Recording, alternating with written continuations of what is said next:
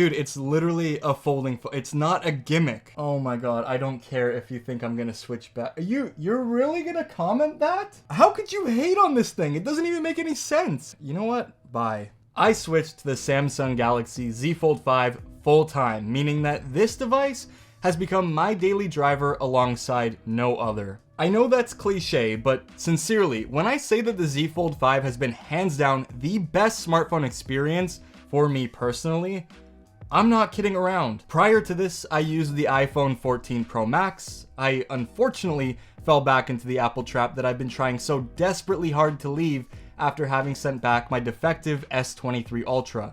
Though I knew I had my eye on a foldable, and with the Pixel Fold not being released in Canada, only one option really made sense to me: the Samsung Galaxy Z Fold 5. So immediately when pre-order hit, I used my 14 Pro Max's trade-in, knowing that I wouldn't miss it much, as I was on my third replacement due to issues like cell reception and battery problems causing a massive headache. You know, it's been close to 3 weeks though, and I genuinely don't think that I can go back. And not just go back to an iPhone, but a traditional slab style smartphone in general. There's just something about this form factor that really works for me and fills a hole that I didn't know existed until now. But before we go any further, a like and a sub to the channel is always appreciated. We're almost at 24,000 subscribers, and I just want to say thank you so much, because we're almost 25% of the way to 100K, which seems like a really big stretch from now, but you guys have been absolutely killing it, so thank you so much. Anyways, you're probably thinking, wait, didn't you use the Samsung Galaxy Z Fold 4? And how is this phone any different?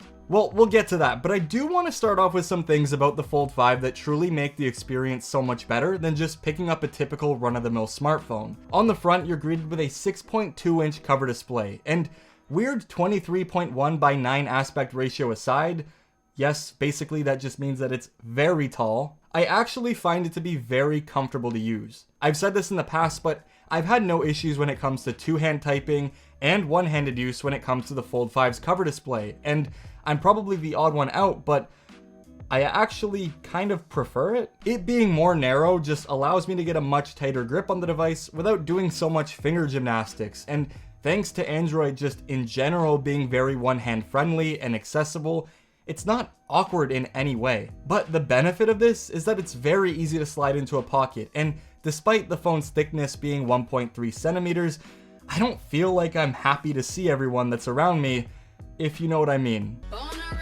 This is probably my biggest gripe with traditional smartphones. If you want a large display, you're gonna have to permanently sacrifice your pocket space and perhaps comfort on a day-to-day basis just for those extra pixels. I've actively tried to downsize my device, like when I tried to switch to the iPhone 13 mini, though I found that phone to be kind of useless when it came to doing many practical things that weren't just basic tasks, like calling and texting. Although I love the size, it was just short-lived. But that's where the Fold comes in as a reigning champion for me. Because now, when I need the big screen, all I have to do is unfold the 7.6-inch display, and I'm able to get lost in whatever I'm watching or working on, without feeling limited in terms of screen real estate. That inner display, by the way, has a much brighter peak brightness, topping out at 1750 nits, unlike the Z Fold 4's 1000, and that really does make a huge difference for me when it comes to outdoor viewing and HDR content. It also does help to fight the crease a little bit when in the sun, and honestly, this is just an upgrade that I wasn't expecting, but I'm very glad that it's come to the Fold 5, as it's genuinely made a really big difference as to how I use this device on a day-to-day basis. Both displays look absolutely fantastic, and of course, as we've come to expect, are 120Hz for the extra smoothness when scrolling or playing games. And when it comes to the displays, I like flipping this phone a lot, but when it comes to the displays, I just have no complaints. In my use case, although the cover display is perfectly adequate for what I need, I do tend to open it up a lot more and enjoy the Fold 5 how it's meant to be handled. In doing this, I found myself using my phone for tasks that I typically pull out my MacBook for. Things like responding to business emails, YouTube comments, checking channel analytics, and even more intense tasks that require some form of multitasking. Like, I've never been much of a fan of doing things like online banking on my phone, especially when I'm calculating how much I've spent and working on my budget, but having this large display that I can use split view makes it honestly effortless. Throwing up a calculator on one side and notes or my banking app on the other makes it very easy to get what I need done without having to come in and out of the app and losing track of what I'm doing. I don't think that I've ever been able to be this productive while I'm sitting on a toilet.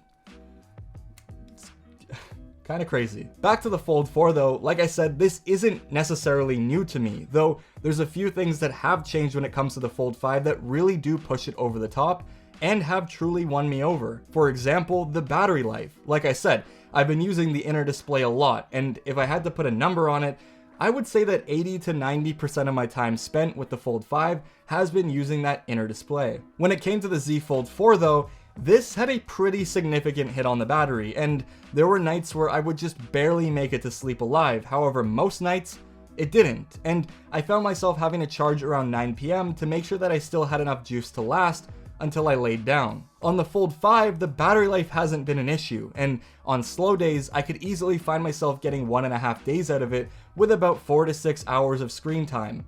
But remember, that 4 to 6 hours of screen on time is using the inner display. So to stretch that usage throughout almost 2 whole days is very impressive to me, and something that I genuinely can happily live with. All of this though is thanks to the Snapdragon 8 Gen 2 inside, along with a more efficient and faster storage standard, UFS 4.0, as the Z Fold 5 actually does have the same 4,400 mAh battery as its predecessor. When it comes to the performance though, it's fast, but the thing is, phones these days are fast. Even mid-tier phones like the Nothing Phone 2 and the Pixel 7 Pro run circles around what we had just a few years ago. Though where the Fold 5 takes the cake for me is that it's been one of the most consistent smartphone experiences that I've had in recent years.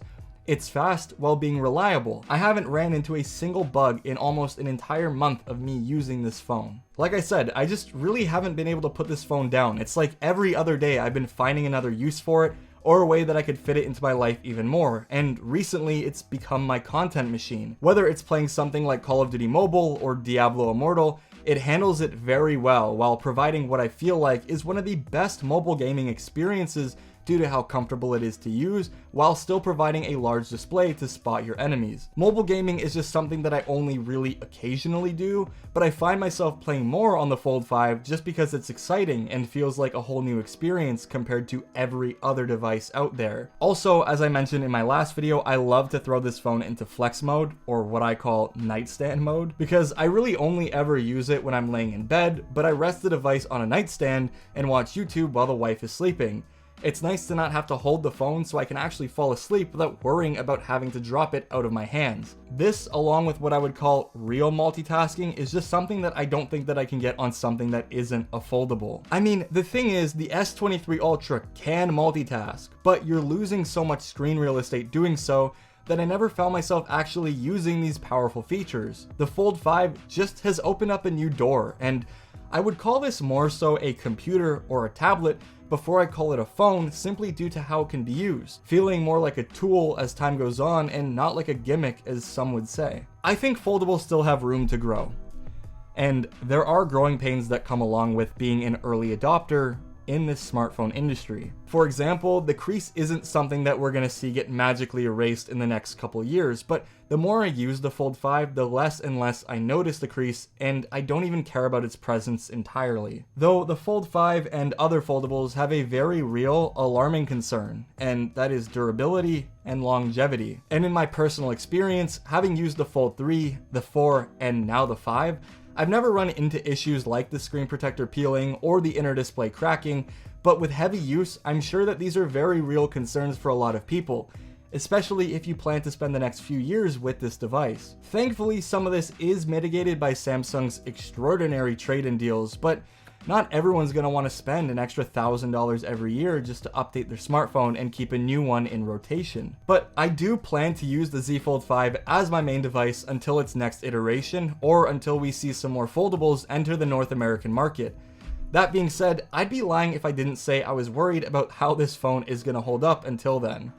Anyways, I will publish my findings as time goes on when it comes to the Fold 5, so if you want to keep updated, go ahead and follow me on Twitter at ValisMind, and go ahead and leave a like on the video and subscribe to the channel to stay tuned for upcoming videos about this phone if you do find it interesting. Anyways, thank you all so much for watching. I hope you all enjoyed. I'll see you all in the next one. Peace out.